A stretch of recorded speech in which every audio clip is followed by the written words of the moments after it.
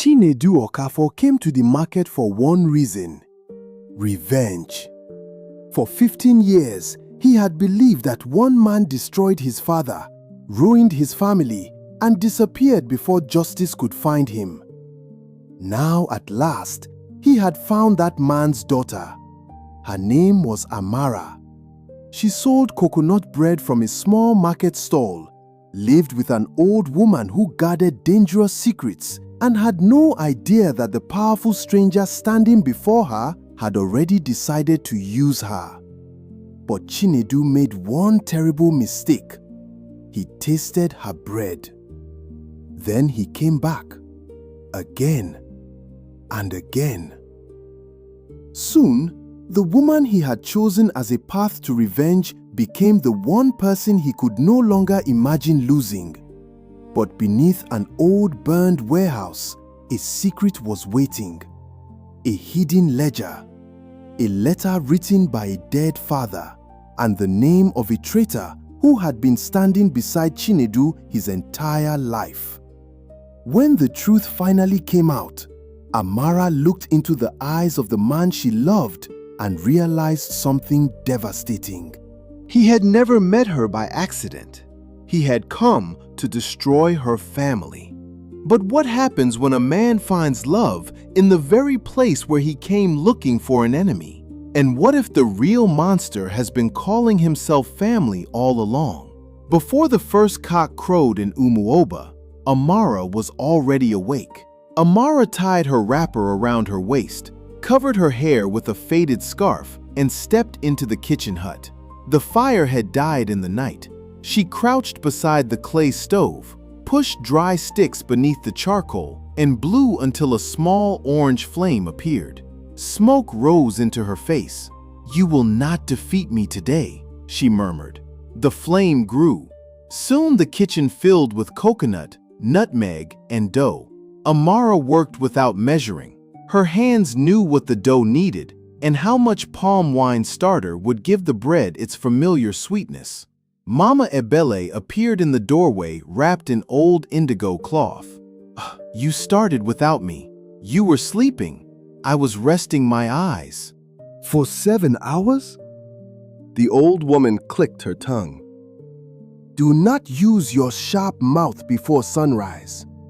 The troublesome ancestors may be listening." Amara laughed. Mama Ebele smiled, but her eyes soon became thoughtful. She had raised Amara since the girl was 4. To the outside world, she was a great aunt. Inside the compound, she was home. People knew Mama Ebele as a wise woman who never repeated a secret. What they did not know was that some secrets grew roots.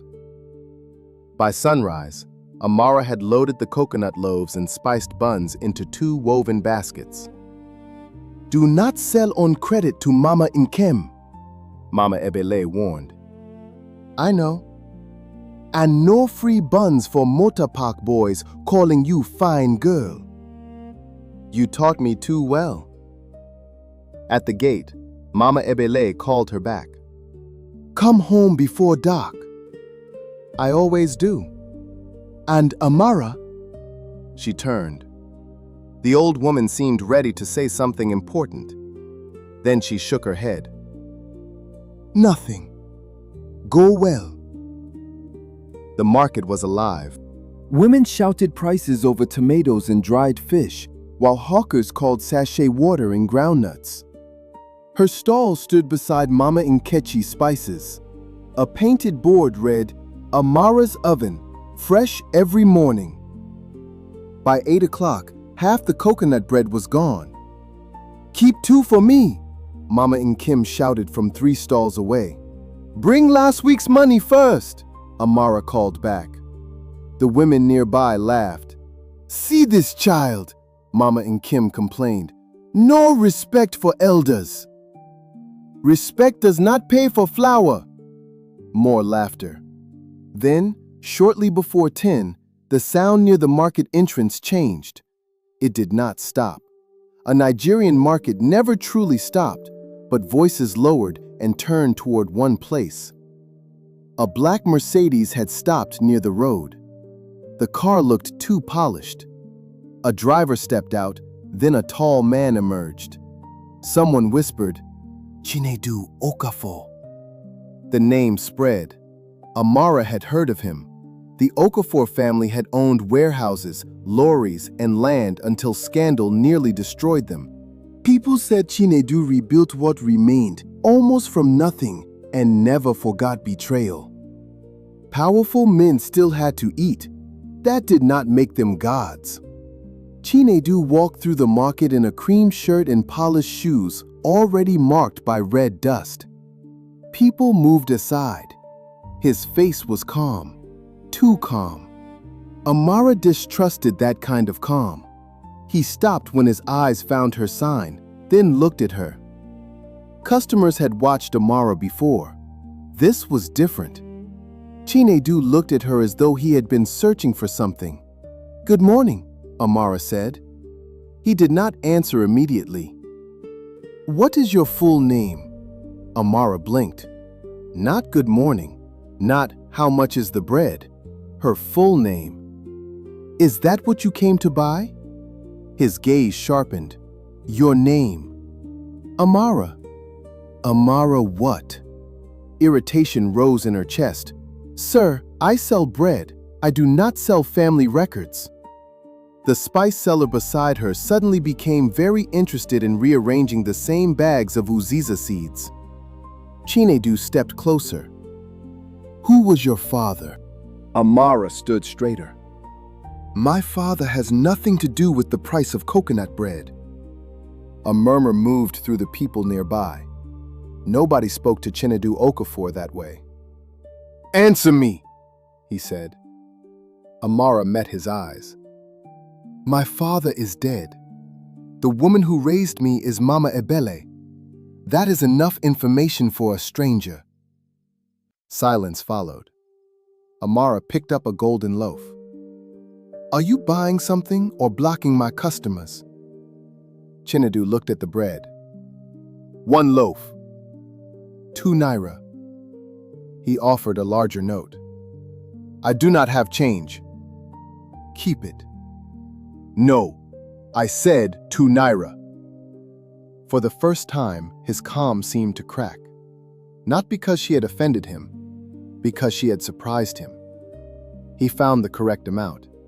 She handed him the bread. "Thank you." He stared at her for another moment and walked away. After the Mercedes disappeared, Mama Nkechi rushed over. "That man can buy this whole row." "Then he should still pay 2 naira for bread." Mama Nkechi laughed. You will use that mouth and enter trouble one day. Trouble should bring exact change. But the joke did not settle Amara's heart. There had been something in the way Chinedu asked about her father. Not curiosity. Recognition. That evening, Amara returned with 3 buns left. Mama Ebele sat under the mango tree peeling garden eggs. How was the market? Busy. A rich man came. The knife in Mama Ebele's hand stopped. What rich man? Chinedu Okafor. A garden egg slipped from her fingers. Amara frowned. Mama? The old woman bent slowly and picked it up. What did he want? Bread, eventually. What did he ask first? My full name. Then about my father. Mama Ebele's face changed. What did you tell him? The truth. That my father is dead and you raised me. Nothing else? No. The old woman looked toward the darkening road. Did he come alone? He had a driver. Mama, why are you asking me all this? Mama Ebele took too long to answer. People like the Okafors do not ask questions for nothing. That is not an answer. Inside, the mosquitoes are coming. Mama. Inside, Amara. There was no anger in her voice. That made it worse. Far across town, Chinedu sat alone in his study with Amara's bread on the table. 3 months earlier, an envelope had arrived at his Enugu office without a return address. Inside was one sheet of paper. The man who destroyed your father left behind a daughter. She lives with Ebele Nwosu. She sells bread. He checked old files and found Ebele Nwosu linked to Samuel Nwosu, the man he had hated for 15 years. According to every story Chinedu knew, Samuel had stolen from his father's company, falsified records, and vanished before arrest. The scandal broke Chief Okafor, and the warehouse fire finished what the accusations began. Within 2 years, Chinedu's father was dead. At 20, Chinedu promised to rebuild the family and uncover everything Samuel had left behind. Now he had found the daughter, Amara. She was not what he expected. Instead of fear or greed, she had demanded exact payment for bread. Chinedu opened the wrapping. Coconut, nutmeg, and palm wine sweetness rose from the wrapping. He tasted a piece and stopped. For 1 second, the study disappeared. He was a boy again, sitting outside his father's office while 2 men spoke behind a half-closed door. Bread lay on the desk. His father ate it with tea. Another man laughed. "Chief, one day you will finish all my sister's bread and still deny you like it." Chinedu sat still. He could not remember the man's face, only his father laughing with him. That disturbed him most. A knock sounded. "Come in." Nwafor entered. He had served the Okafor family for decades. He was Chinedu's godfather, the man Chief Okafor had trusted enough to place a hand on his son's head at baptism and promised to guide him if anything ever happened. After Chief Okafor's death, Nwafor had become the nearest thing Chinedu had to a father. "You went to the market," Nwafor said. "You know already?" "I know most things that concern you," he smiled. Chinedu did not. "I found her." "The girl?" "Amara." Nwafor's expression remained calm. "And?" "She knows nothing, or she is very good at pretending." "Do not underestimate blood." Chinedu's gaze hardened. "I do not." Nwafor looked at the wrapped loaf. "You bought bread from the daughter of the man who ruined your father?" Something in the question irritated Chinedu. "She sells bread. That is her business. And yours is the truth." Chinedu looked away. "If Ebele still has documents," Nwafor continued, "you must find them before she destroys them." "I will handle it." "Of course." After Nwafor left, Chinedu looked at the anonymous letter. For the first time, one question bothered him most. Who had sent it? The next morning, Amara reached the market early. She told herself she had not thought about Chinedu. It was a lie. At 9, the black Mercedes returned. Mama Nkechi leaned toward her. Trouble has come back." This time Chinedu walked directly to Amara's stall. "You again," she said. "The bread was good." She waited. He seemed annoyed by the need to say more. "Very good." "Ah, so you came all this way to report that?" His mouth almost moved. Almost. "I want 2 loaves." She reached for the basket. "Anything else?" "Who taught you to make it?" Another question. "My aunt." "Ebele?" Amara looked up sharply. "I never told you her first name." Silence. The market shouted around them, but the space between them became still. He realized his mistake. She saw it. "Who are you?" "You know who I am." No, I know your name. I am asking why you came looking for me. For one dangerous second, the truth stood close to his mouth. Then he stepped back. I came for bread. Amara did not move. Liar. No one had called him that in years. Instead of anger, he almost smiled. 2 loaves, he repeated. Amara wrapped them slowly. He paid exactly. Before leaving, he said, I will come again. That sounds like a threat. It was not meant as one. That is what people say when they are not good at sounding friendly. He walked away before she could see the faint change in his face. That evening, Amara noticed an old Peugeot parked down the road from their compound. Not Chinedu's Mercedes. Dusty. Ordinary. Too ordinary. She slowed. A curtain shifted inside. Amara continued walking as if she had seen nothing. Her heart beat faster, but Mama Ebele had taught her never to show fear to someone waiting to enjoy it. She shut the compound gate. There is a car outside, she told Mama Ebele. The old woman looked up immediately.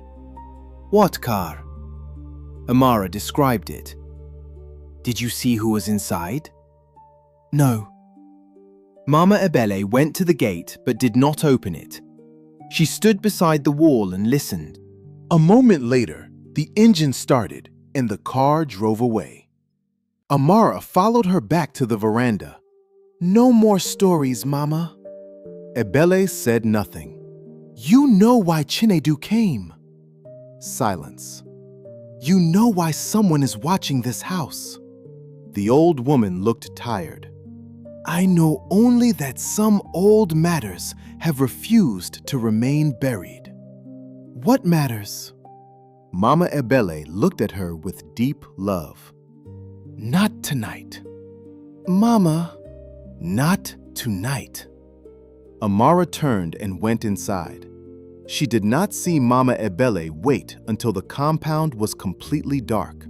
She did not see the old woman lock her bedroom door, kneel beside an old wooden trunk, and remove a small woven box hidden beneath folded wrappers and church programs. For a long time, Mama Ebele did not open it.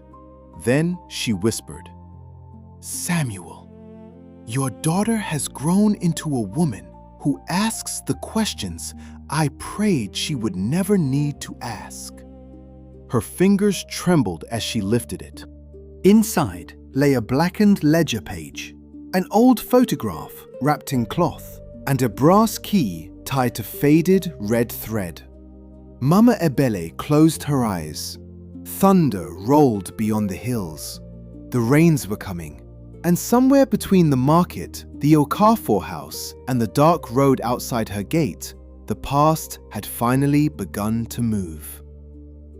The next morning, Amara woke before Mama Ebele called her.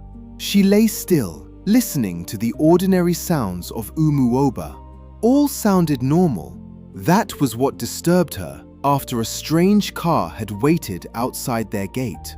She dressed and went to the kitchen. Mama Ebele was already there, sitting on a low stool with a bowl of flour. You did not sleep, Amara said. The old woman did not look up. You have started reading faces like a police officer. I learned from you. That was my first mistake. Amara crossed her arms. Mama, Ebele sighed. Not before sunrise. You said not tonight yesterday, and now I say not before sunrise. Amara stared until the old woman finally lifted her eyes. There was love there, and fear. That frightened Amara more than the car had. She wanted to push, but turned toward the stove. Fine, but the sun cannot hide forever. Mama Ebele's mouth tightened. No, she said quietly, it cannot. By the time Amara reached the market, the morning was already warm. She told herself she was ready for Chinedu. She was wrong. The Mercedes arrived before 9. Mama Nkechi noticed first. "Your serious man is here." "He is not my man." "Then why does he know the road to your stall better than some husbands know the road home?" Amara ignored her. Chinedu approached, carrying no visible reason for being there except the one he continued to deny. "You came early," she said. "So did you." "I work here." He glanced at the baskets. "And apparently I eat here." Amara almost smiled.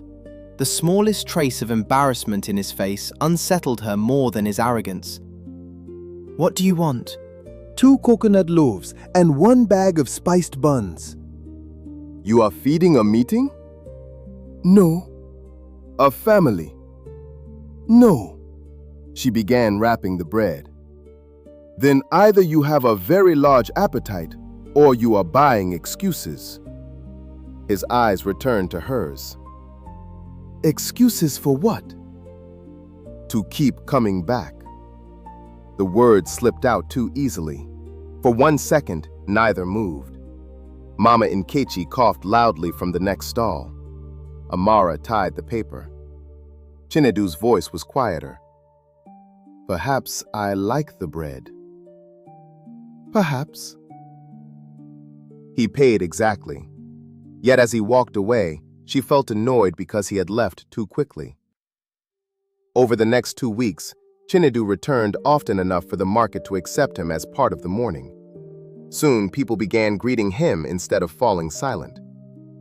Amara observed without admitting she was observing. He was still difficult. He disliked waiting, spoke as if every sentence should arrive already organized, and had no idea how to bargain. You cannot pay the first price, Amara told him one morning. Why? because then the seller thinks you are foolish. I am buying oranges, not fighting a war. In this market, the difference is small. She smiled. To her surprise, he smiled back. Only briefly, but it changed his whole face. After that, Amara became more careful. The town was preparing for the new Yam Festival, and Amara had agreed to run a food stall to raise money for repairs at the local school. For 3 days, she barely slept, baking coconut bread, sweet buns, chin-chin, and meat pies. On the morning of the festival, she wore a green and gold wrapper and tied her hair with matching cloth. She carried 2 baskets to the gate, returned for another, then stared at the remaining trays. A horn sounded outside. The black Mercedes waited by the road. Chinedu stepped out in a white kaftan. Amara stared. What are you doing here? You said you were carrying food to the school stall. That was not an invitation. I know. Then? He looked at the trays. I brought a car. Mama Ibele had gone still. For the first time, she and Chinedu stood face to face. Good morning, Ma, he said. Ibele studied him. You are Chief Okafor's son. Yes, Ma. A strange silence passed between them. You have your father's eyes, Mama Ibele said. Chinedu went still, but the old woman turned away first. Take the trays, she said. The sun will not wait because people have old memories.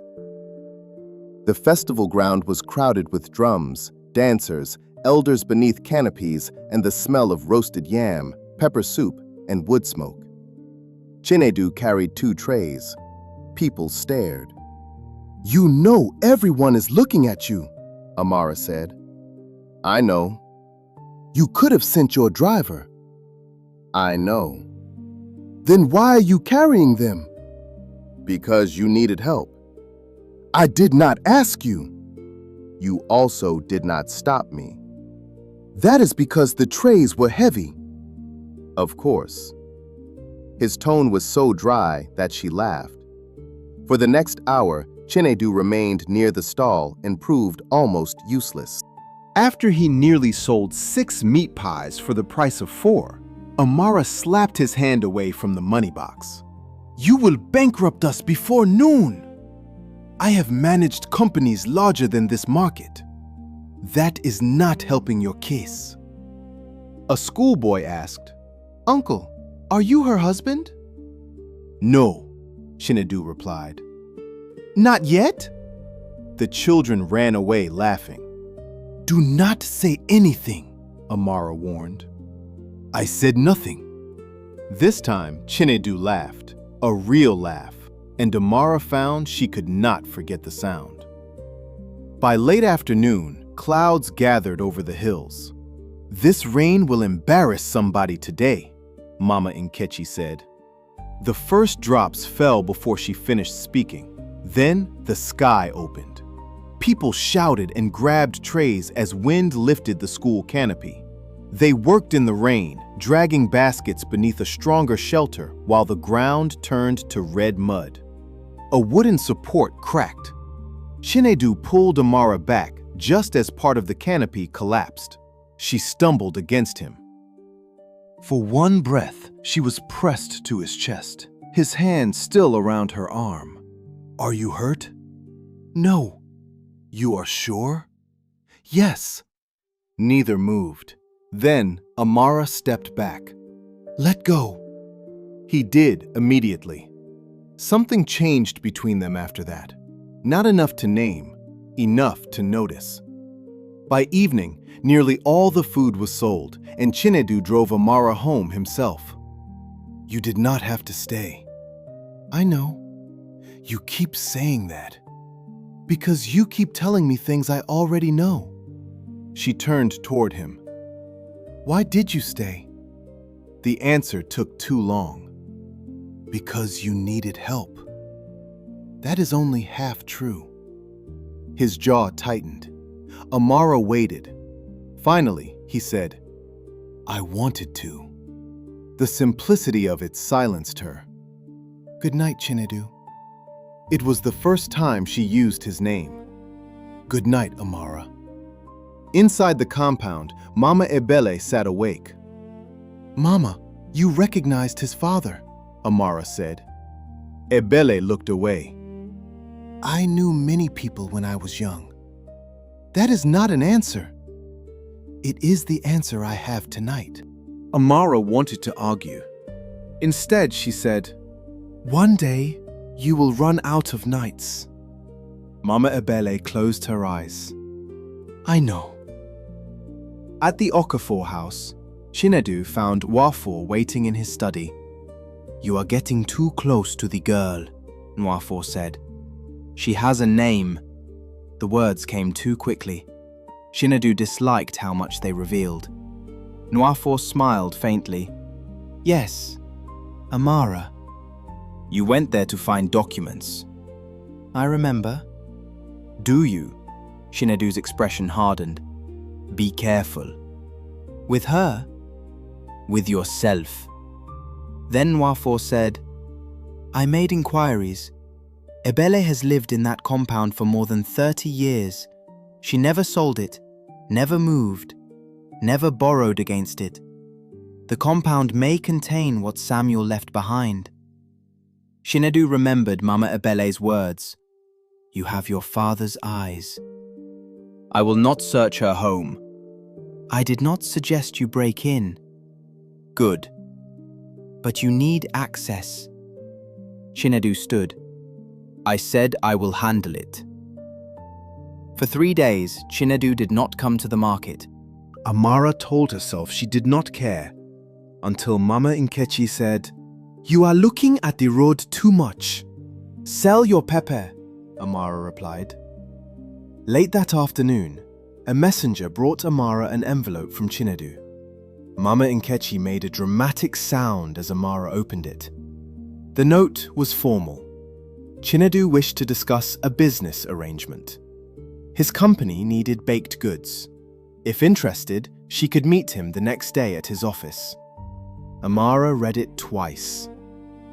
The following morning, Amara took a bus into Enugu. The Okafor transport office was larger than she expected. with lorries in the yard and diesel in the air. A clerk led her upstairs, where Chinedu stood as she entered. "You came. You invited me. I was not sure you would." That sounds like a personal problem. The corner of his mouth moved. He explained the proposal. Regular deliveries, fair payment, no exclusivity unless she wanted it. Amara listened. When he finished, she said, "Why me? Your bread is good. There are other bakers." Not like you. The answer came too quickly. Chinedu looked away. Amara sat back. Is this really about business? Yes. Only business? Silence. She held his gaze. Finally, he said, "Not only." Her heart beat once, hard. "What else?"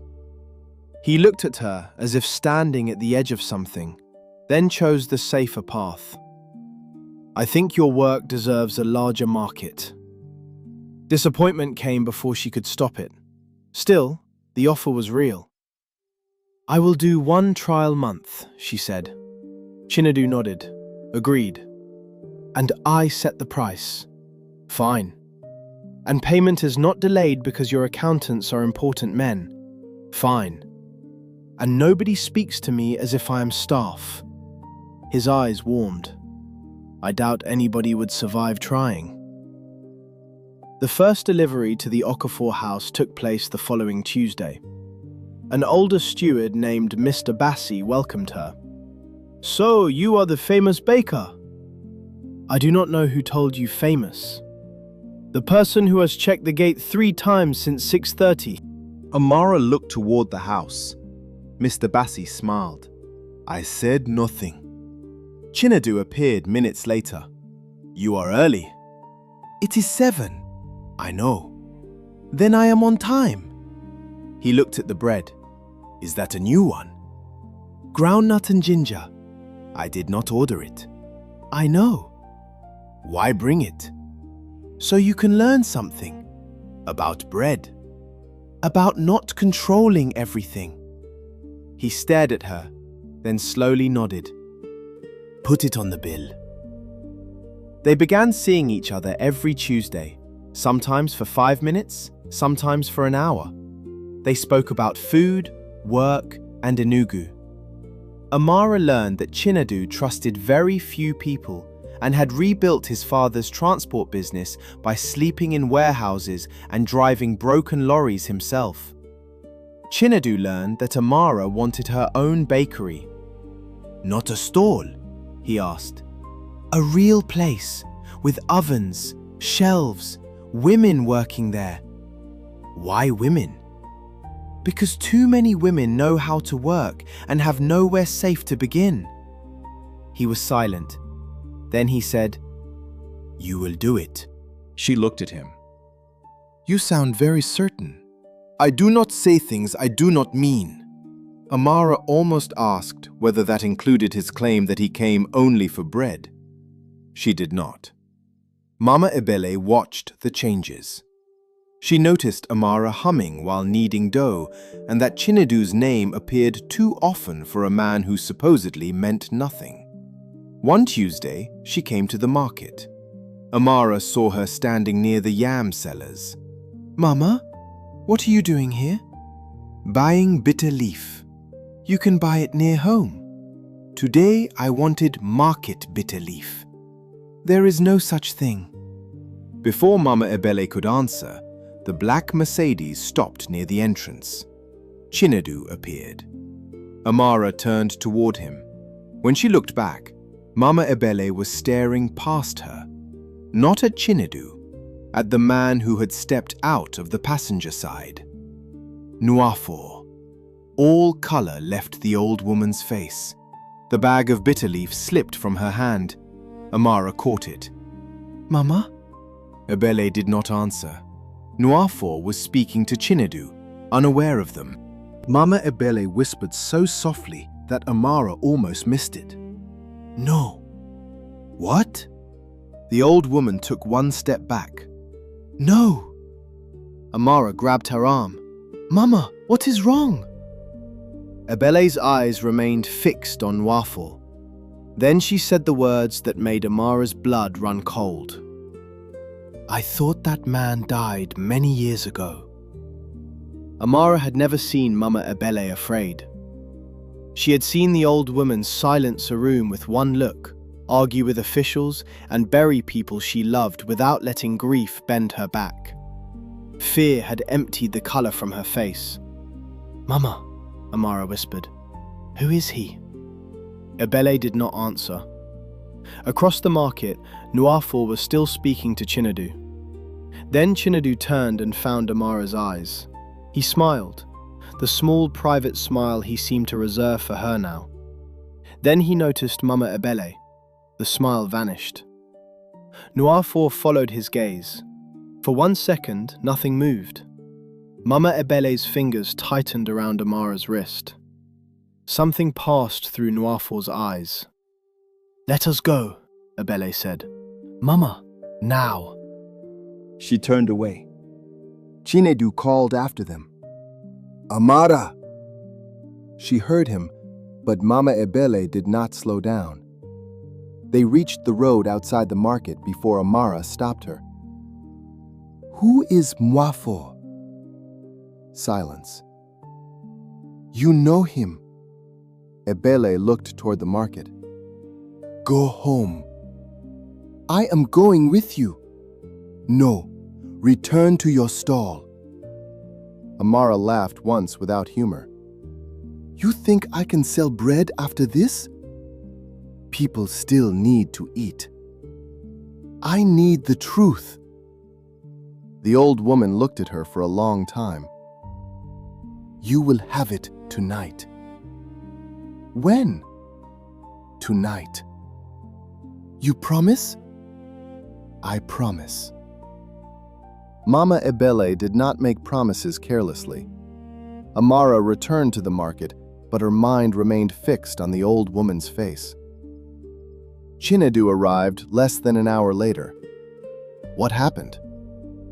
"Ask your godfather." "He has been like family all my life." "Exactly." Chinedu frowned. "What do you mean?" "She saw him and said she thought he died many years ago." "Why would she know him?" "That is the question." "Amara, I did not know she would be here." "I know." "Then why are you looking at me as if I planned this?" "Because I still do not know what you planned when you first came to my stall." The words struck him. "I have never harmed you." "No, but you keep appearing in my life with explanations that never feel complete." He stepped closer. "I do not want to fight with you." "Then stop giving me reasons to doubt you." That evening, the gate was locked before sunset. The curtains were drawn. The radio was silent. On the table sat the woven box. Amara stopped in the doorway. Mama Ebele sat beside it. "Close the door." Amara obeyed. For a moment, neither spoke. Then Ebele placed both hands on the box. "Your father's name was Samuel Nwosu." "I know that." "You know almost nothing." Inside lay a blackened ledger page, an old photograph, and a brass key tied with faded red thread. Amara stared. "What are these?" "The reason I have lied to you." Ebele removed the photograph. 3 younger men stood before a long warehouse. One was clearly Chinedu's father. Amara recognized him from portraits in the Okafor house. Beside him stood a tall man smiling widely. The third stood slightly apart. Amara leaned closer. The smiling man had her eyes. "My father." Mama Ebele nodded.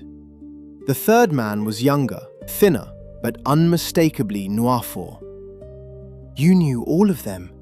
"Yes." "Tell me everything." Mama Ebele took a slow breath.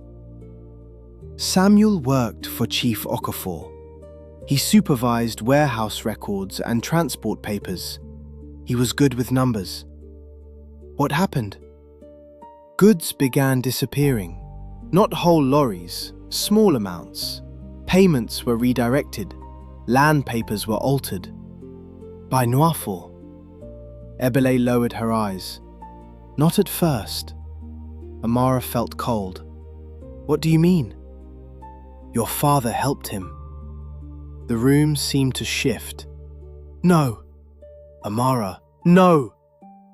He was young. Your mother was ill after you were born. We had debts. Samuel told himself it would happen only once. He stole. For a time, yes. Amara stood. You told me he was a good man. He was. Good men do not steal. Good people can do wrong. Amara turned away. You lied to me. Yes. Again. Yes. What happened after? Samuel became afraid. Nwafor wanted more. He was changing ownership records, creating false companies and stealing land. Your father wanted out. Why did he not leave? He knew too much. Ebele lifted the blackened page. Samuel went to Chief Okafor. Chinedu's father? Yes. He confessed enough to make him listen. Then he promised to bring proof. Amara looked at the photograph. So they worked together. For a short time. And Nwafor found out. Mama Ebele nodded. The warehouse burned before they could expose him. Amara took the blackened page. Rows of figures covered it. I do not understand this. You are not supposed to. Samuel made marks only he understood. Then how does it prove anything?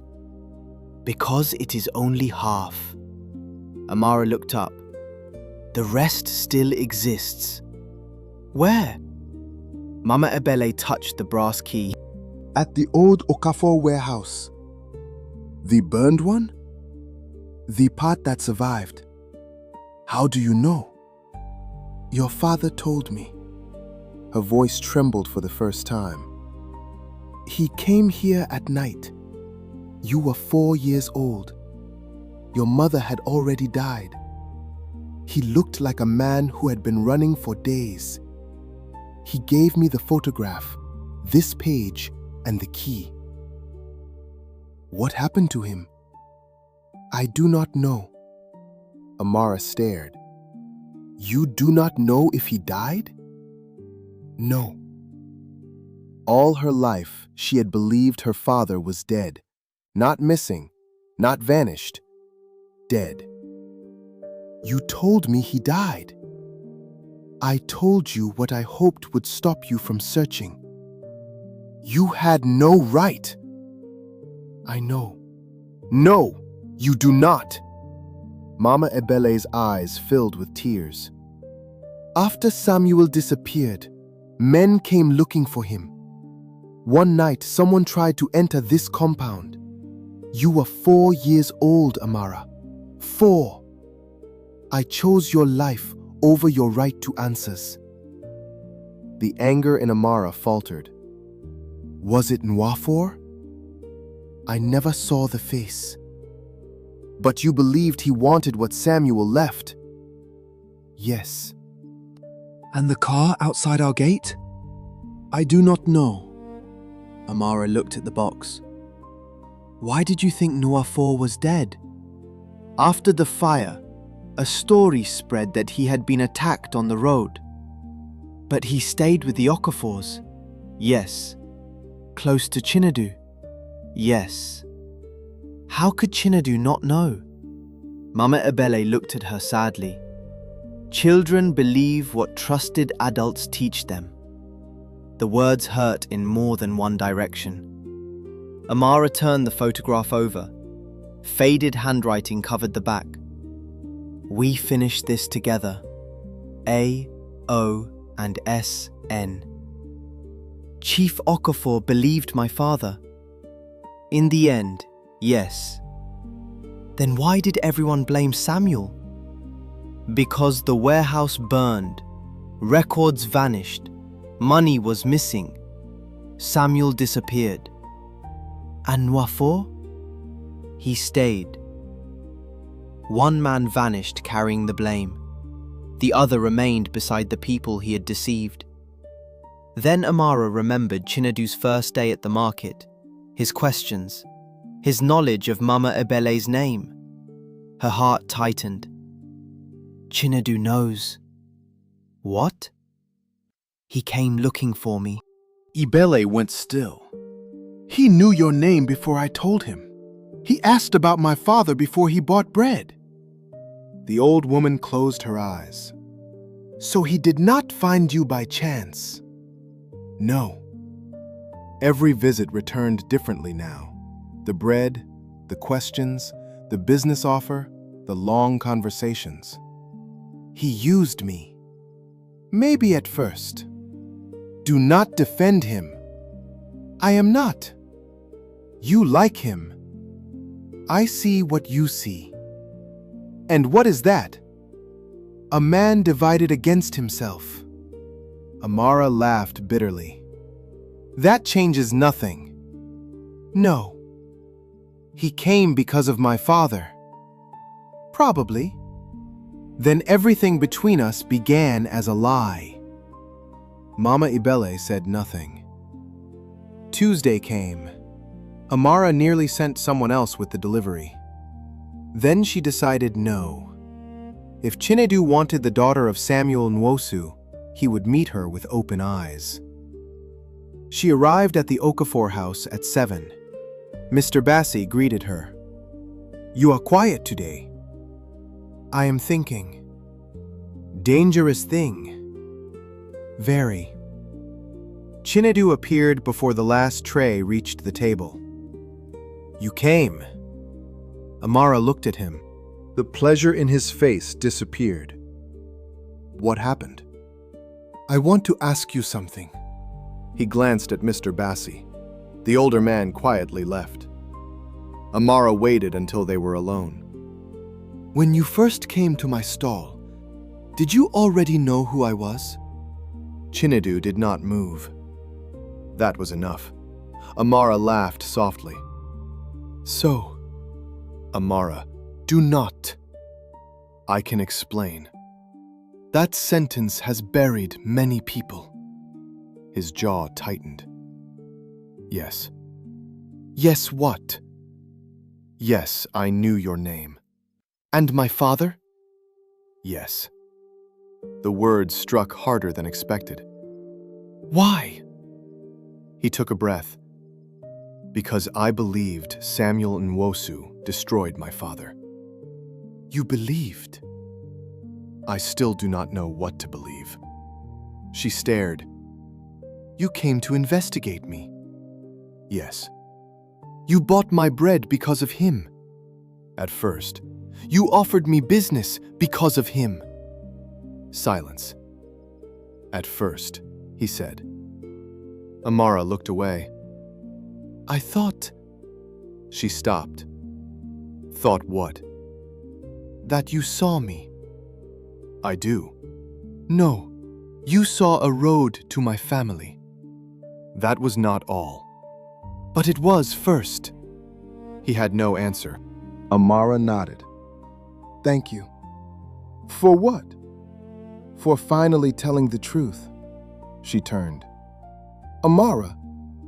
She stopped. What changed? He asked. Everything. No, I mean, why are you asking now? She could tell him about the photograph, the key, and Nwafor. She did not. Not yet. My aunt remembered something. His face sharpened. What? There it was again. The investigator.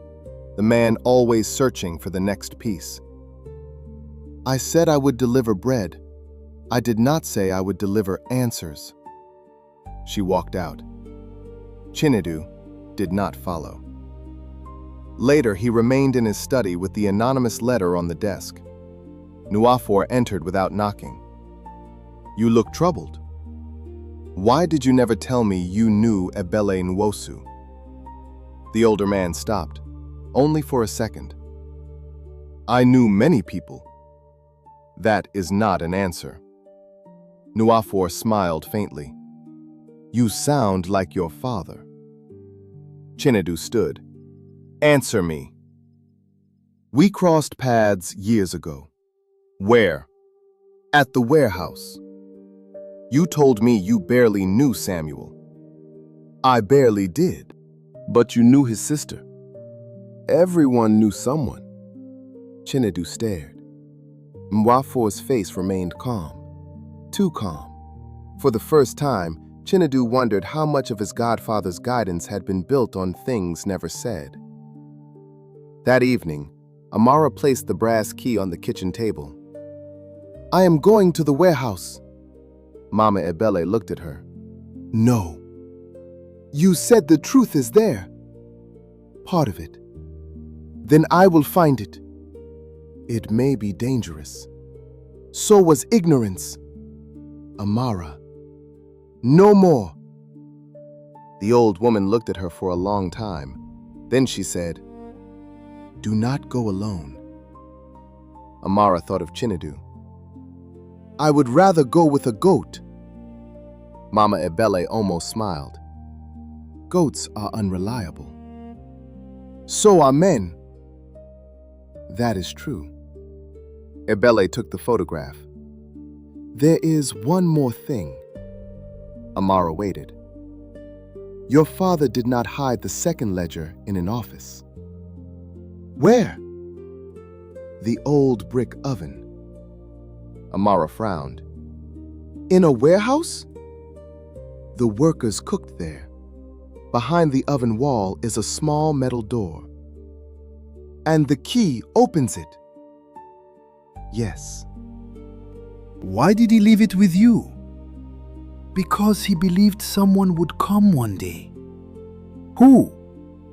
Mama Ebele's eyes filled with sadness. Someone willing to finish what he and Chief Okafor started.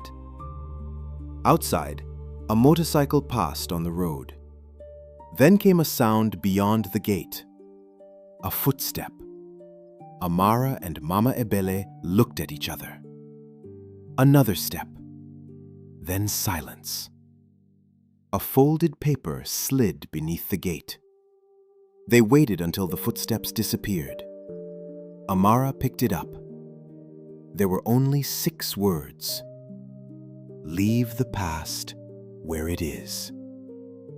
Mama Ebele closed her eyes.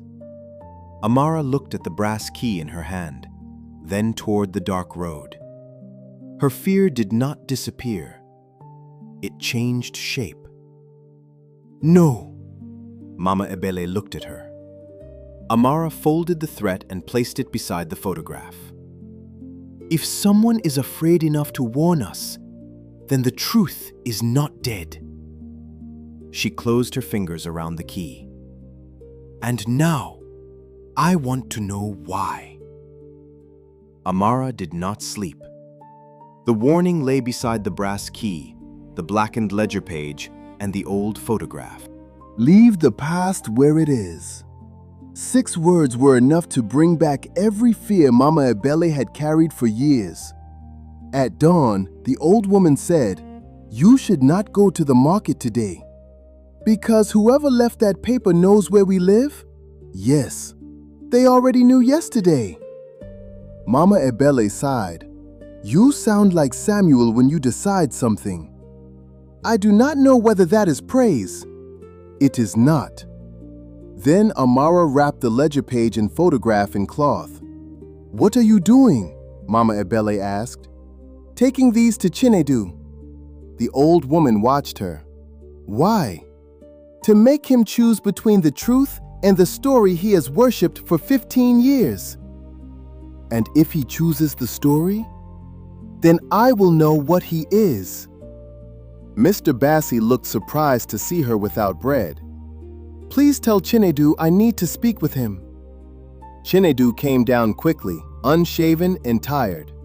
Amara, we need privacy. He led her to the study. Amara placed the cloth bundle on the desk and opened it. First, the photograph, then the blackened page. Chinedu picked up the picture. His eyes moved from his father to Samuel and then to the younger Wafor. Where did you get this? My father left it with Mama Ibele. Your father was with mine. Yes. This proves they knew each other. It proves more than you told me. He looked up. I told you Samuel worked for my family. You did not tell me you came to my stall because you believed I might lead you to hidden documents. Chinedu said nothing. That is why you asked about my father before you asked the price of bread. Yes. That is why you knew Mama Ibele's name. Yes. That is why you kept returning. At first, Amara laughed softly. You say at first as if those words can wash everything clean. They cannot. Then do not use them like soap. His jaw tightened. I do not know what you want me to say. The truth. I came to Umu Oba because I believed Samuel Nwosu destroyed my father. I believed your family might have what he stole. I intended to find out what Mama Ebele knew. And me? His silence lasted too long. What were you to me? At the beginning? Yes. A way in. Amara turned away. Behind her, Chinedu said, That changed. When? I do not know. Convenient? It is not. His voice sharpened. Do you think I wanted to realize that the woman I approached for answers had become the first person I looked for when I entered a room? Amara turned. Do not make your feelings sound like my reward for surviving your lie. She pointed to the blackened page.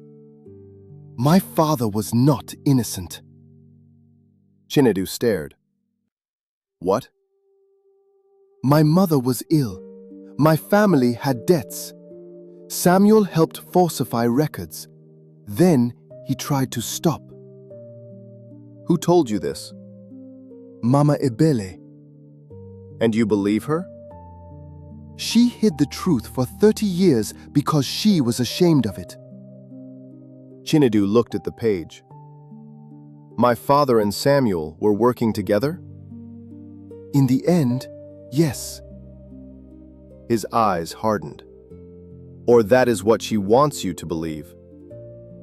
Amara became still. He saw the mistake too late. Amara. No. I am trying to understand. You are trying to protect your hatred. That is not fair. Fair? Her voice rose. You came to my stall already believing my blood made me guilty. You entered my life to reach my aunt. You offered me work while keeping the real reason hidden. Now I bring you something that threatens the story you built your life around, and your first answer is that my aunt may be lying. Chinedu rubbed his face. I need proof. So do I. Then where is it? Amara thought of the brass key hidden beneath her blouse. She decided not to show it. Somewhere you never bothered to look. His gaze sharpened. What does that mean? It means my father may have left more. Where? Amara wrapped the evidence. You see, I mention proof and suddenly I disappear. That is not true. It is. You are looking through me again. Chinedu stepped between her and the door. Do not leave like this. Move. He did. At the door, his voice stopped her. I am sorry. She did not turn. For coming to me? For not telling you why. That is only the beginning of what you should be sorry for. She left. Later that morning, Nwafor entered the study.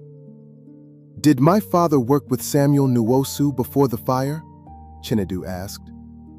Who told you that? Answer. There were rumors. Was Samuel helping him investigate missing money? A small pause. Chinedu saw it. I do not remember. You remember everything. Not everything.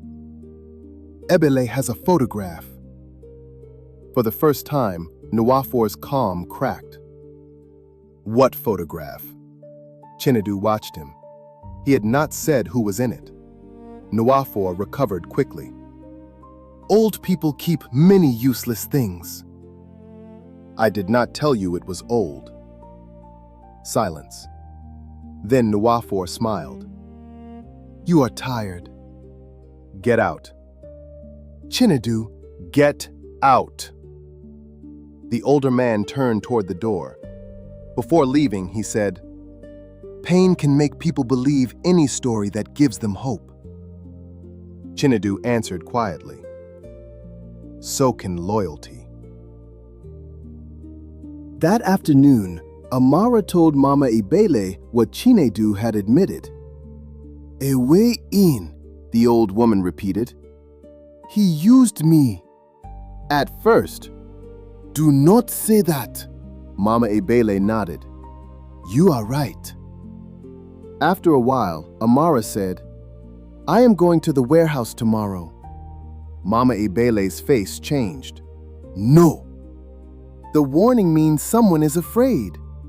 It means someone is dangerous. We need the ledger.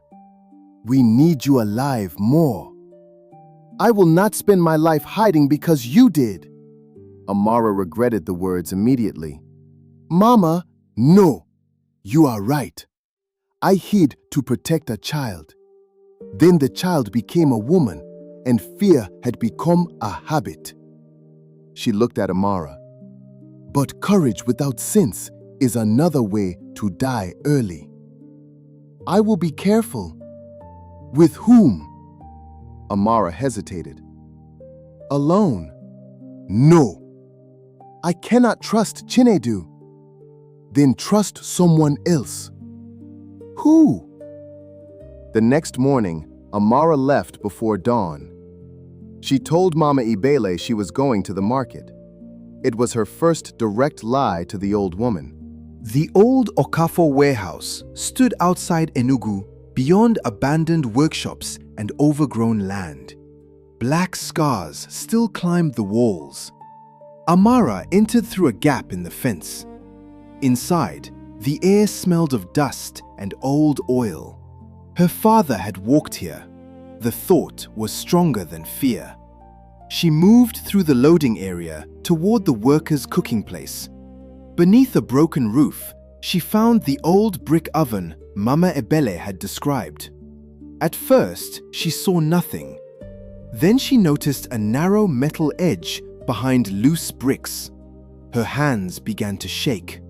She pulled one brick away, then another. A small metal door appeared. Amara took out the brass key. It fit. Before she could turn it, a voice spoke behind her.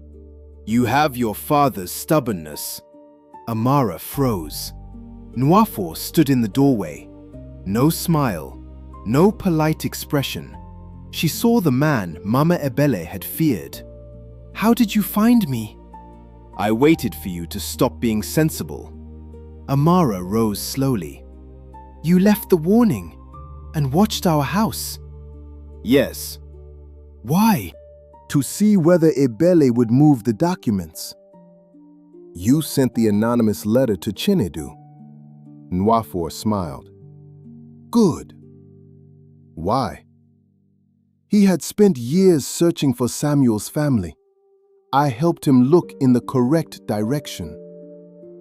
You wanted him to find us. I wanted him to find what Samuel left and destroy it. Chinedu believed your father was guilty. He would have done the rest for me. Amara felt sick. You used him. We all use what we are given. You stood beside him as his godfather. I raised him. You poisoned him. Nwafor's face hardened. Be careful. Of what? The truth? He stepped closer. You are standing in a dead building with nobody who knows where you are. Amara forced herself not to step back. You stole from Chief Okafor. I took what men like him never notice until it is gone. And my father? Your father was weak. He tried to expose you. After helping me, Nwafor laughed without warmth. Do not turn Samuel into a saint. He enjoyed the money until fear entered his bones. He tried to make it right and failed. Nwafor's eyes moved to the hidden metal door. There it is. All these years. You knew?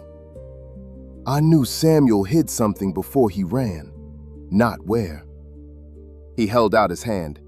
Give me the key. No! Amara. No! His eyes became cold.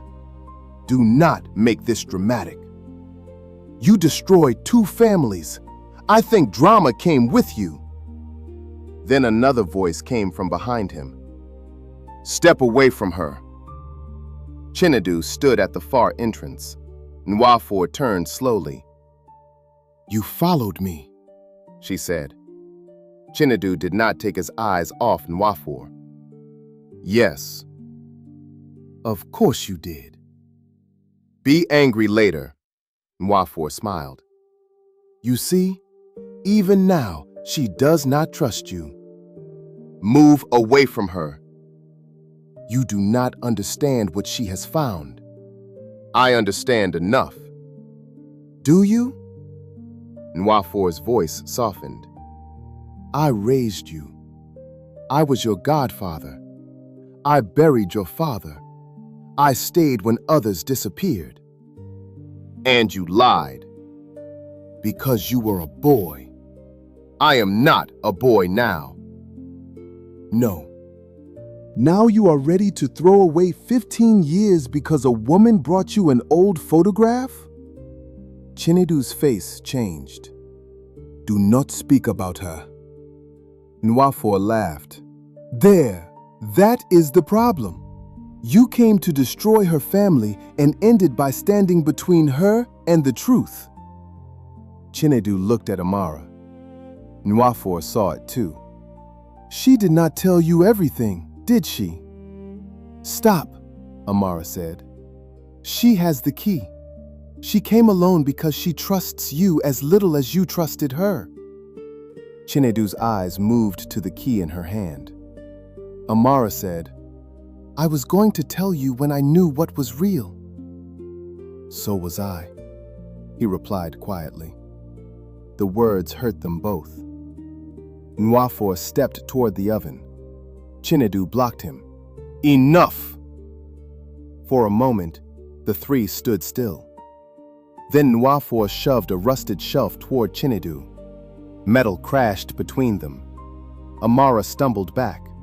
A paraffin lantern fell and shattered. Flame ran across old cloth and dry wood. Then fire climbed the wall. Amara! Chinedu shouted. Smoke thickened.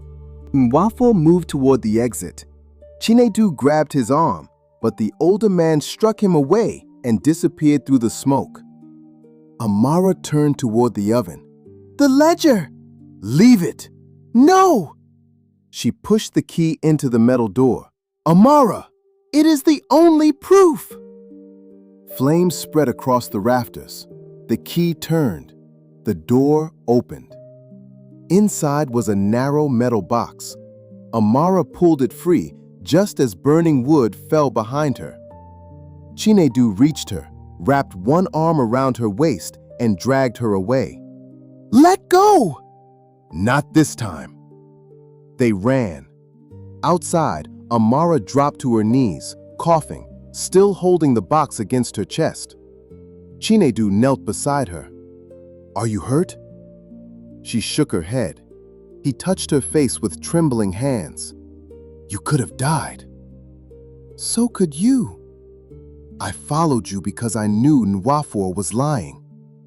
"You followed me because you do not trust me." "Yes." Chinedu lowered his hands. "And because I was afraid for you." Behind them, flames rose through the broken roof. Somewhere beyond the fence, an engine started. Nwafor was leaving. Chinedu turned toward the sound. Amara grabbed his wrist. "No! He will escape! Let him!" She placed the metal box between them. "First we find out what he is running from." Then Chinedu looked at the box. Amara took the brass key again. This time, when she opened the second lock, Chinedu was beside her. Inside lay a thick ledger wrapped in oilcloth. On top of it was an envelope. Across the front, in faded handwriting, were 5 words. "For my son, Chinedu Okafor." Chinedu stopped breathing. All the anger between them remained. So did the hurt. But now, beneath both, the truth had finally opened its door. For several seconds, neither Amara nor Chinedu touched the envelope. The warehouse burned behind them. Smoke climbed into the evening sky while ash drifted across the yard. Chinedu stared at the handwriting. "For my son, Chinedu Okafor." Amara had seen his face harden in anger and soften in rare moments he did not know she was watching. She had never seen it become empty. "Open it," she said. He did not move. "Chinedu." His fingers finally reached for the envelope. The paper was old, the edges brown. He opened it slowly, as if one careless movement could destroy the last thing his father had left. Inside were 3 folded pages. Chinedu read the first line, then stopped. Amara looked away. Some moments belonged to a person before they belonged to the world. "We cannot stay here," she said as the roof cracked behind them. He nodded. She placed the ledger in the metal box. "Take the letter. We will read everything somewhere safe." They reached the road on foot. Chinedu's car stood several hundred meters away. Amara noticed blood on his sleeve. "You are hurt." "It is nothing." "It is not nothing." She tied a strip of clean cloth around his forearm. "You should not have come alone," he said. "I know." "You could have died." "So could you." He looked at her. "I followed Nwafor because I thought he would lead me to something." "He led you to me." "Yes." The silence returned. By the time they reached the Okafor house, night had fallen. Mr. Bassi opened the door and froze. "Sir." "I am fine." The old steward looked at Amara, the soot on her wrapper and the box in her hands. "No one who says, 'I am fine,' looking like that is ever fine." He ordered water brought, sent a driver to tell Mama Ebele that Amara was safe, and closed the gates. Only after Chinedu's cut was cleaned did they enter the study. The portrait of Chief Okafor hung above them. Chinedu sat. "Stay." She had been about to leave him alone. "Are you sure?" "No, but stay." Amara sat opposite him. Chinedu opened the letter. "My son, if this reaches you, then Samuel kept his word longer than I was able to keep mine." Chinedu read silently. Then his breathing changed. Finally, He read aloud. I was wrong about the man I accused. The words barely came out. He continued. Samuel Nwosu helped in the theft at first. He confessed this to me. I was angry and ashamed. But he also brought me the first proof that the theft was larger than I knew. Chinedu stopped. His eyes lifted toward the portrait. My father knew. Keep reading. He wrote that Samuel agreed to testify. They were tracing false accounts and land transfers. His voice hardened. And he suspected someone close to him. Nwafor, Amara said. Chinedu did not answer. The next page describes secret meetings, copied records, and payments sent through companies that existed only on paper. Then came the words that broke him. If I do not live long enough to tell you myself, do not let grief choose your enemy. Chinedu stopped reading. Outside, insects sang in the garden. Amara watched him lower the letter. He laughed once without humor. For 15 years, she said nothing. I did exactly what he asked me not to do. You were 20. I was old enough. You were grieving. I was old enough to hate correctly. There is no correct way to hate. He looked at her. That sounds like Mama Ebele. She would say it with more wisdom and less patience. He looked again at the letter. My father wrote that Samuel hid the full ledger because the warehouse was no longer safe. Amara touched the metal box. So this is what they were trying to protect.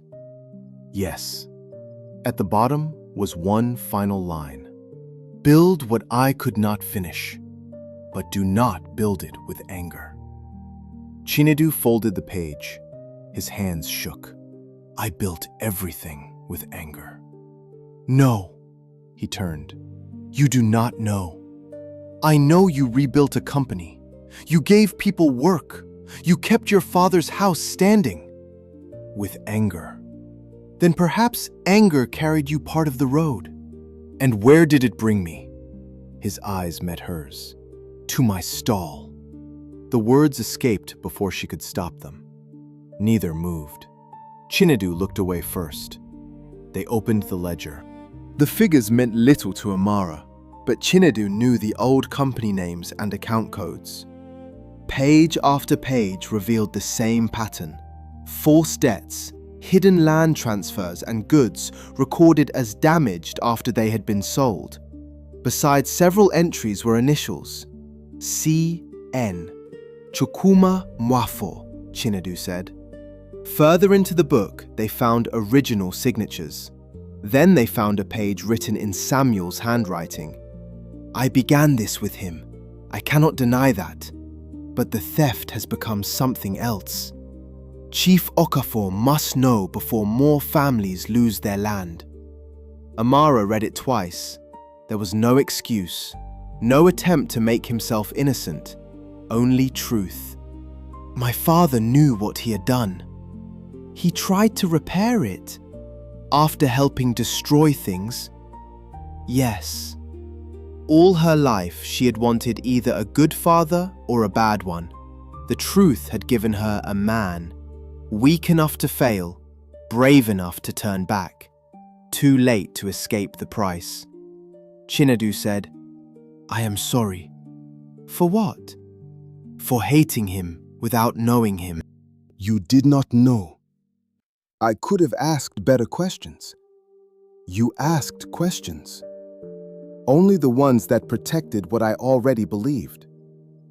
By dawn, the ledger, letter, and photograph were secured and copied. Within 2 days, old property files were reopened. Former workers came forward. A retired accountant recognized Nwafor's handwriting. Truth, once given a road, began to travel quickly. Nwafor was arrested 3 days later at a roadside checkpoint outside Onitsha, while trying to leave the region with false identity papers and a bag of cash. The police had already circulated his description, but what ended his last denial was found in the car. Original company seals, transfer forms bearing the same handwriting as the old ledger, and the missing pages from a property register that should have been destroyed decades earlier. When Chinedu heard, he did not go to see him. Nwafor had betrayed him, but he had also been there at birthdays, funerals, and at the hospital when Chinedu's father died. Betrayal did not erase memory, it poisoned it. Amara returned home. Mama Ebele was waiting beneath the mango tree.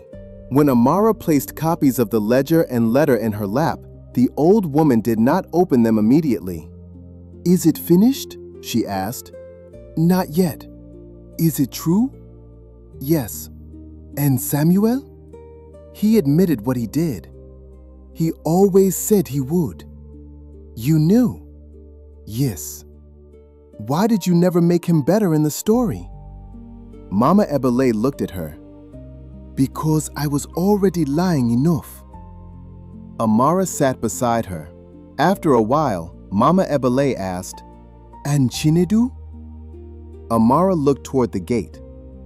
"What about him?" "Do not insult my age. He told me everything. And he used me. At first." Amara gave her a look. Mama Ebele lifted both hands. "I know. Those words are dangerous. He came because he wanted proof against my father. He offered me work while investigating me." "And saved your stubborn head. That does not erase the rest. No, love is not bleach. It does not make stains disappear because the cloth is beautiful." Amara was silent. "But a stain is not always the end of the cloth. I do not know what to do. For once, do nothing quickly." The days passed. Amara returned to the market. Chinedu did not come. On the first day, she was relieved. By the fourth, she found herself looking at the road. Mama Nkechi noticed. "Your rich customer has disappeared." "He is busy." "Ah." "My heart is not in charge of business," Amara warned. "Good. Hearts are terrible accountants." On the sixth day, Chinedu came. No driver, no polished Mercedes. He arrived in an old company pickup and walked through the crowd in a plain shirt. Amara saw him before he reached the stall. Her hands went still over the wrapping paper. He stopped in front of her. "Good morning." "Good morning." Mama Nkechi immediately found urgent work several meters away. Chinedu looked at the bread. 1 coconut loaf. Amara wrapped it. 2 naira. He paid exactly. Neither moved. Finally, he said, "I did not come to ask you to forgive me." "Good." "I would not know how to ask." "That has never stopped you from talking before." A faint smile appeared, then vanished. "I came to tell you that the land cases are being reopened. Families affected by the old transfers will be contacted." "That is good." "The company will return what can be returned." "That is also good." "I am not telling you so you will think better of me." "Then why tell me?" "Because your father tried to stop it. You should know that what he started will be finished." Amara looked down. "Thank you." Chinedu nodded and started to leave. "Chinedu?" He turned. "Are you all right?" He considered lying. Then he said, "No." "I do not know which memories of Nwafor are real anymore." "They are real." His face tightened. "He betrayed you." That does not mean every meal, every conversation, and every year disappeared. "How do you know?" "Because my father did wrong. that does not mean Mama Ebele's love for him was false. Chinedu stood quietly. Then he said, "I miss you." Amara's heart betrayed her immediately. Her face did not. That is not fair. I know. You do not get to say things like that and leave them with me. I know. You keep saying that. Because you keep being right. Chinedu took a breath. I will not come tomorrow. Why are you telling me? So you do not think I am using bread as an excuse. And the day after? I do not know. Good. He nodded. Then Amara said, The truth is, I do not know how to forgive you. His eyes stayed on hers. I am not asking you to. I may never. I know. Stop saying that. This time he smiled. Fine. He left with the bread. Amara watched him disappear into the market crowd. That evening, Chinedu sat alone in the garden with his father's letter. For years, he had imagined justice as a door. Once opened, everything would be clear. Instead, truth had made the world more complicated. Samuel had stolen and repented. Nwafor had cared for him and betrayed him. Amara cared for him and did not trust him. All of these things could be true at once. Mr. Bassi came out carrying tea. You look like a man waiting for punishment. Perhaps I am. Did the young woman send you away? She did not ask me to stay. That is different. Chinedu looked at him. Mr. Bassi shrugged. I am old. We survive by noticing differences. What do I do? Nothing dramatic. That is not useful. It is very useful. Rich men like grand gestures because they are easier than patience. Chinedu said nothing. If you damage trust slowly, do not try to repair it loudly. The words remained with him. The next morning, he did not go to the market. Instead, he visited families whose land had been taken through Nwafor's false records.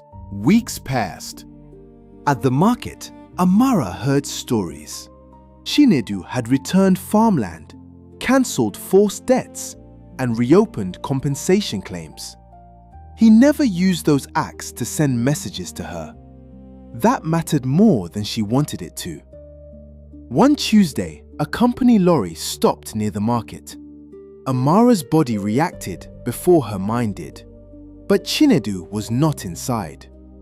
Mr. Bassi stepped down holding an envelope. If that is a love letter, take it back. Inside was a copy of a document.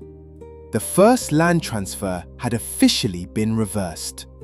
The property belonged again to the family from whom it had been taken 30 years earlier.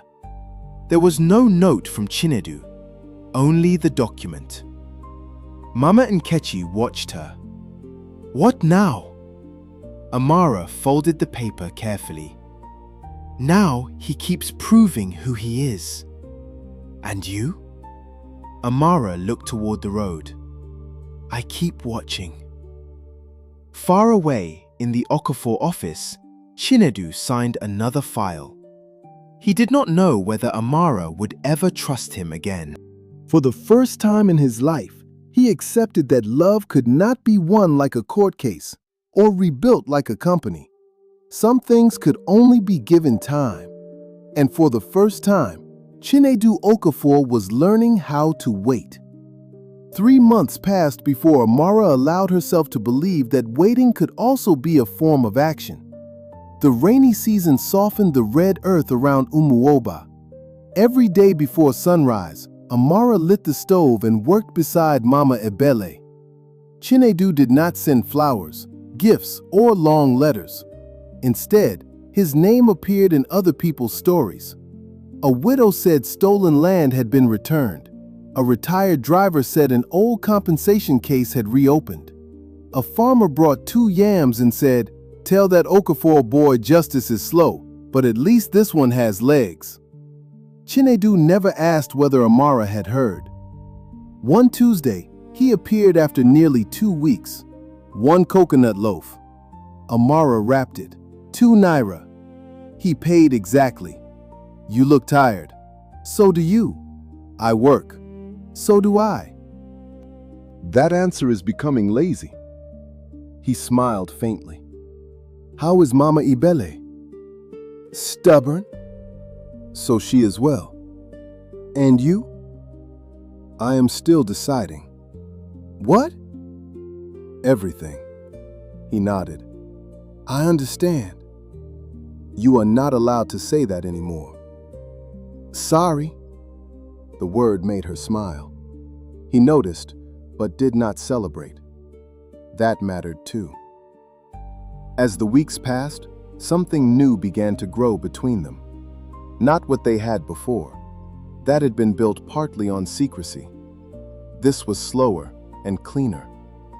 Sometimes Chinedu bought bread, helped lift a basket, or simply stood nearby. He no longer asked questions she did not offer to answer. One evening, Mama Ibele said, "You are making him work very hard." I did not ask him to. No.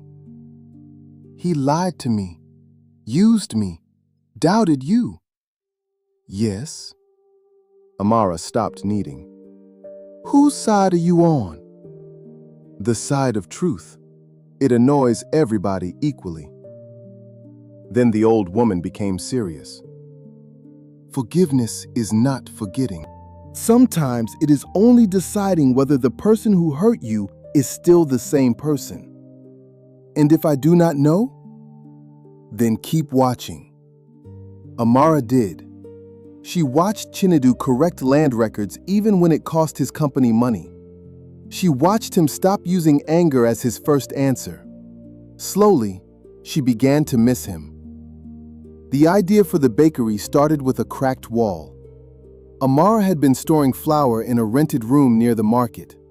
One morning, rainwater came through the ceiling and ruined 2 sacks. She stood in the middle of the wet room and said something Mama Ebele later claimed was too strong for a respectable woman. By afternoon, Amara had decided she was finished waiting. I will open my own place, she announced. Mama Ebele looked up from shelling groundnuts. With what money? My savings. That will buy you a door. I know. And an oven? I will find a way. And rent? I will find another way. Mama Ebele smiled. Now you sound dangerous.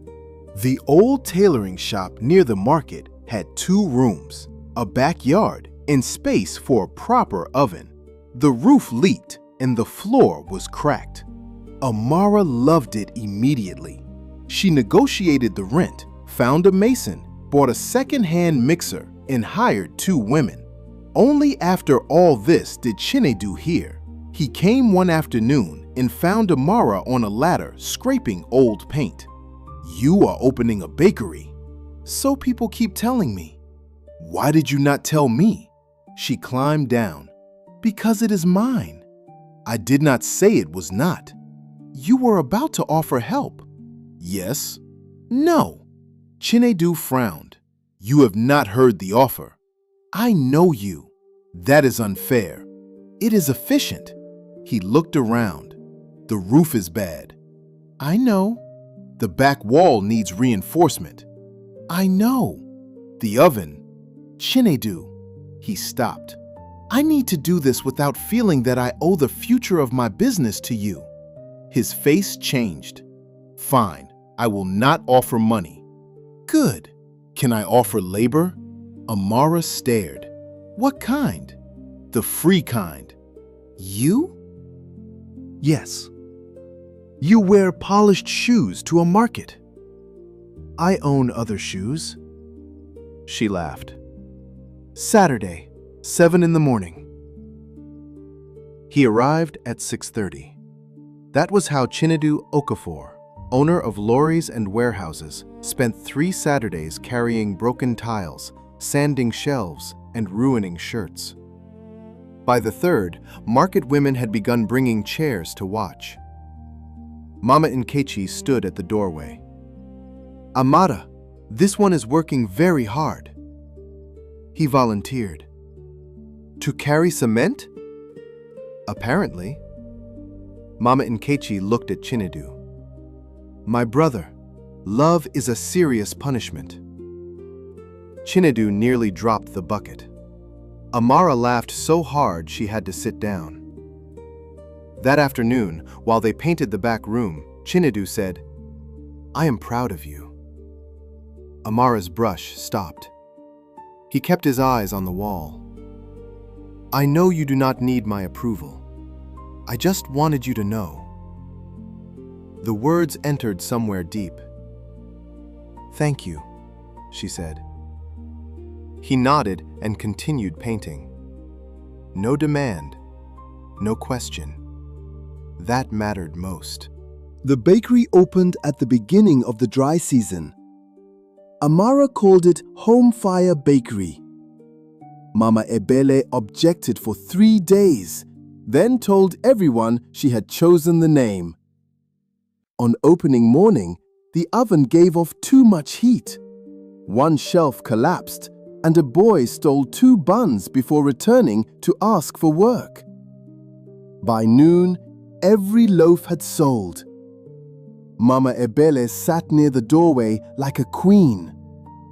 Behind her hung the old photograph of Samuel Mosu and Chief Okafor. Chinedu arrived quietly. "You did it," he said. "We did." He looked toward the women working behind her. "You did." Then he noticed the photograph. "My father would have liked this place." "So would mine." The bakery became busier. Amara hired more women and began supplying 2 schools and a small hotel. Chinedu's company remained a customer, but at the price Amara set. Their relationship changed so slowly that Amara could not say when fear stopped sitting between them. One evening, after closing, Chinedu helped stack chairs. "You are doing that wrong," she said. "They are chairs. And still you found a way." He looked at her. "You enjoy this. Very much." He laughed, then became serious. "Can I take you to dinner? We have eaten together. I mean dinner because I am asking to spend time with you. Only that? Only that. No secret investigation. No business proposal. No hidden ledger. I hope never again." Amara considered him. "Fine." Chinedu exhaled. She smiled. "You were nervous. I have negotiated contracts worth more than this market. And yet one woman has destroyed your confidence. That appears to be true." Their first real dinner was not grand. Amara refused the expensive hotel Chinedu suggested, so they went to a small restaurant in Enugu, where the jollof rice was too spicy and the generator stopped twice. He told her about the first lorry he repaired himself. She told him about the first loaf she burned so badly even the goats refused it. At the gate, Amara said, "I had a good time." "So did I." She entered the compound, then turned. "Next week." Chinedu smiled. Next week. Months passed. Samuel's name was officially cleared of the warehouse fire and the larger theft, though the record still stated that he had participated in earlier fraud. Amara was grateful, not because it made her father a hero, but because it made him honest. At the family stone bearing Samuel's name, Mama Ebele whispered, "You took too long to tell the truth." Amara stood beside her. "So did you." The old woman smiled through tears. "But we told it." A week later, Mama Ebele carried the old woven box from the compound to Home Fire Bakery. Amara found her sitting alone in the back room with the lid open. Inside were only copies now. old papers, faded notes, and the red thread that had once held the brass key. What are you doing? Amara asked. Finishing. Mama Ebele kept the photograph for the wall and sent the surviving original documents to the family archive created during the land investigations. Then she held the empty box for a long time. I carried other people's pain in this thing for half my life, she said. Amara sat beside her. And now? Now it can carry bread. The next morning, the old box sat near the counter, filled with warm rolls. Mama Ebele never hid it again. That evening, Chinedu found Amara outside the bakery. Today, we put my father's full story into the family record, she said. How do you feel? Sad, proud, angry. All at once? Yes. I am learning that is possible. You are learning many things. Slowly. Very slowly. Amara reached for his hand. Chinedu became completely still. Do not make this dramatic. I am trying not to. You are failing.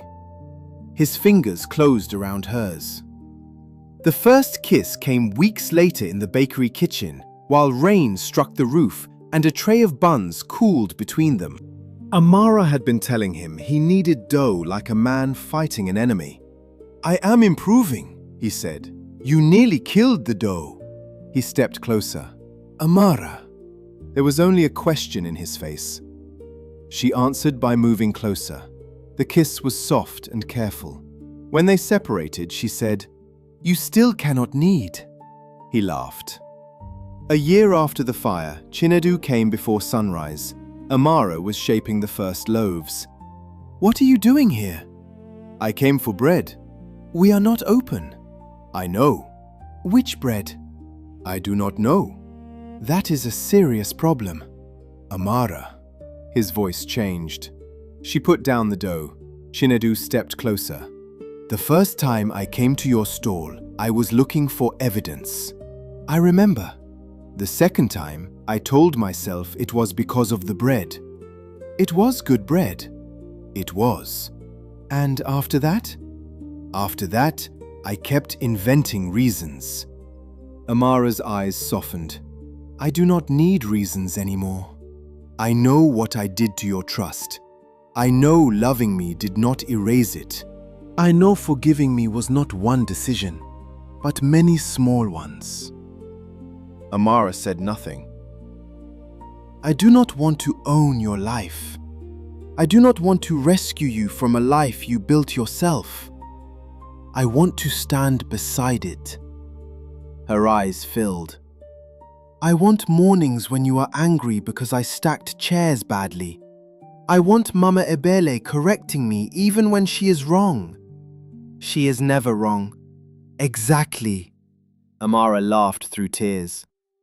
I want to be the man who comes here because this is where you are. He opened his hand. There was no ring.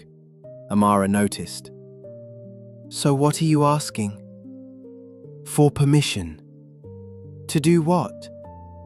To keep building this with you. Slowly. Properly. And when you are ready, to ask the bigger question. Amara stared at him. You came before sunrise to ask permission to ask another question later? Yes. That is the most Chinedu thing I have ever heard. I was told not to repair trust loudly. Mr. Bassi? Mr. Bassi. Amara shook her head. Then she stepped closer. You already have permission. For the first time, Chinedu's entire face opened into a smile. Mama Ebele appeared in the doorway. Good. Now that this long meeting is finished, can somebody light the second oven? Amara laughed. Chinedu closed his eyes. You were listening. I was sleeping near the door. You live across the compound. Old people hear far. Months later, when Chinedu asked the bigger question, there was a ring. There were no musicians and no crowd, only Amara, Chinedu, Mama Ebele, Mr. Basi, and the smell of fresh coconut bread. Amara said yes. The wedding brought half of Umu Oba, with bright wrappers, drums, dancing, and too much food. Mama Nkechi cried louder than Mama Ebele. Mr. Basi danced until his knees betrayed him, and Chinedu, who once believed love made men weak, smiled like someone who had finally put down a load he no longer needed to carry. Years later, some said Amara changed him. Others said truth did. Mama Ebele said both were too simple. People change when they become brave enough to stop protecting the lie that keeps them comfortable. Home Fire Bakery grew. Women came to learn, children came for buns, and travelers stopped because someone had told them the coconut bread tasted like something they had forgotten. One morning, a stranger took a bite. "Why does this taste familiar?" Amara smiled. Chinedu stood behind her, wrapping bread badly. She took the paper from his hands and fixed it. "Because some things remember the road home." Outside, the market was waking. Mama Ebele sat near the doorway, older now, but still watching everything. Beside her, the old woven box stood open, full of fresh bread instead of secrets. On the wall, two fathers stood together in an old photograph. Not saints, not villains. Men who had made mistakes, tried to repair what they could, and left the rest to their children. Amara looked at Chinedu. There was no hatred between them now, no hidden question, no reason to pretend. Only bread cooling on wooden shelves, morning light entering through the doorway, and the quiet knowledge that truth had not destroyed them. It had shown them where to begin.